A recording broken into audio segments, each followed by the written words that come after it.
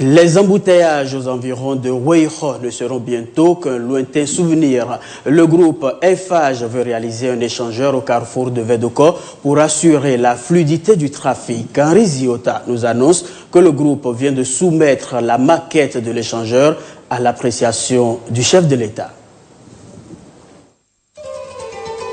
Il y a 10 ans en arrière, Cotonou traînait la réputation de ville pauvre en infrastructures routières modernes, malgré les efforts faits. Mais il y a 9 ans, l'ambition de moderniser le pays, conjuguée au goût du beau, a totalement métamorphosé Cotonou. Au ruban noir, où 2 véhicules difficilement se croisaient, se sont succédés de véritables avenues, des voies 2x2 surmontées ça et là, de mini-échangeurs et même d'un grand échangeur à la sortie ouest de la ville. La prospérité partagée a fait une nouvelle classe, la classe moyenne, qui exhibe fièrement les signes extérieurs de sa situation améliorée. Les nouvelles immatriculations fleurissent et étouffent les efforts de modernisation des infrastructures routières. Le passage supérieur de Weho, perçu au départ comme une solution aux gros embouteillages qui obstruaient la voie Kadjeon carrefour de Vedoko au niveau de Weho, n'a fait que transférer le problème un peu plus loin. Les bouchons aux heures de pointe au carrefour de Vedoko, dans tous les sens, sont invivables. Il y a trop d'embouteillages ici. Ça nous fait merde, quoi. Tout le monde a des véhicules. Tout le monde veut rouler en véhicule et en moto. Et c'est ça qui explique l'embouteillage. Des voies fredonnent la solution. Les citoyens usagers de la voie sont catégoriques. Il faut une mesure d'urgence. J'aimerais qu'à ce niveau, on fasse un échangeur. On peut faire une échangeur ici pour que les gens passent en bas et il y a les gens qui passent en haut. C'est ça qui est bon.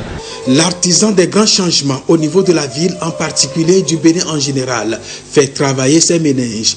Lui qui a vu les solutions préconisées ailleurs et qui dispose d'un carnet d'adresses assez fourni, actionne un levier de ses relations. Le président Boniaï recourt à l'expertise et au savoir-faire du groupe Eiffage. Un groupe qui a fait ses preuves sous d'autres cieux de façon remarquable. Au Sénégal, c'est ce groupe qui a imprimé les grands changements qui s'observent à Dakar. Conduit aux 2 carrefours, ceux de Vedoko et de la Béninoise, par le grand réformateur lui-même, le groupe a posé le diagnostic avec à la clé le remède approprié au mal des bouchons. Ici, carrément au-dessus, 4 voies. Voilà. 4 voies au-dessus, oui. 2 voies dans un sens, 2 voies dans l'autre. Voilà. Le matin, lorsqu'il y a beaucoup d'embouteillages qui viennent dans ce sens, on pourrait mettre 3 voies qui rentrent dans la ville. Voilà. Et le soir, 3 voies qui sortent. Ça ferait 3, 1.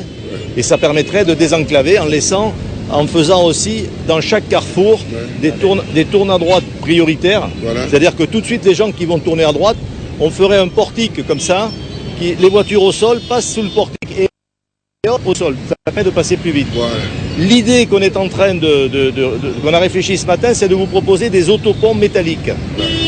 C'est beaucoup plus facile à monter, on peut les monter localement, on importe le fer d'Europe. Par contre, on prend le personnel béninois pour monter la structure métallique. À partir de là, on peut monter la structure la nuit. C'est-à-dire que au lieu de bloquer l'embouteillage pendant longtemps et de faire un pont classique en béton, on n'aurait que des piles et toute la superstructure pourrait être métallique. Donc on va faire une étude. Là, on va prendre les plans, on va renvoyer une équipe dessus. Très vite, on va vous faire une proposition de faisabilité. Après, au niveau du péage.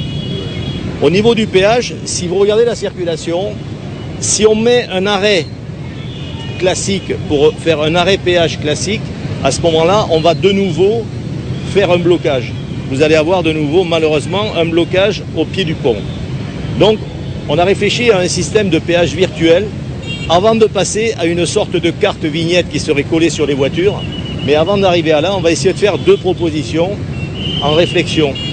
Soit c'est un péage virtuel et à ce moment-là, on voit avec l'État comment la collecte peut se faire d'une manière transparente. Il y aura peu de frais d'entretien puisque ce sont des caméras qui prennent les numéros des voitures et le nombre de voitures qui passent.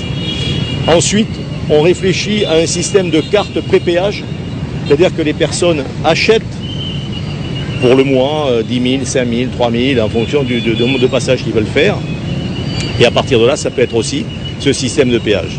Voilà un petit peu la réflexion qu'on s'est fait, mais c'est vraiment faisable ici. Vous avez largement de la place pour pouvoir faire un étage au-dessus pour l'instant. Avec un seul étage, on a vu aussi avec le ministre du Développement ce matin, un étage en laissant les motos en bas qui prennent c'est réalisable. Hein. Et ça peut se faire assez rapidement avec un prix qui ne devrait pas être excessif ni à la construction ni au péage. Et déjà une esquisse de solution. Le président Boniyayi, pour qui le calvaire des usagers sur ce tronçon est intolérable, lui qui s'est investi ces dernières années à changer le visage de la ville, a pressé le groupe à produire la maquette de l'ouvrage à réaliser. Splendide et imposante, elle se dessine comme la fin du calvaire. Cela ne laisse personne indifférent.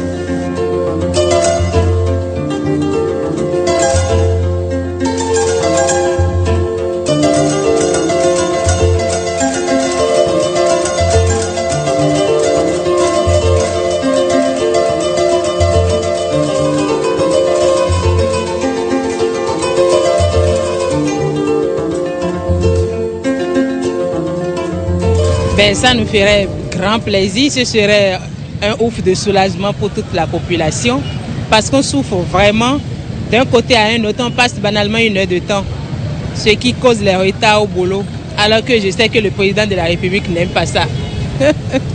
Un échangeur, ça va être la meilleure des solutions.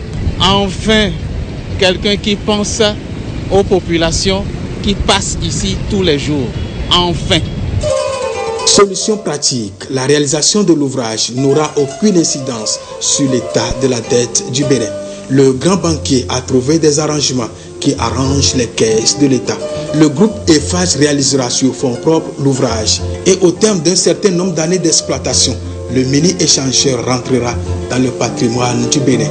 Une aubaine surtout par ces temps où les financements pour ces genres d'infrastructures sera défi. Le groupe entend aller vite, très vite.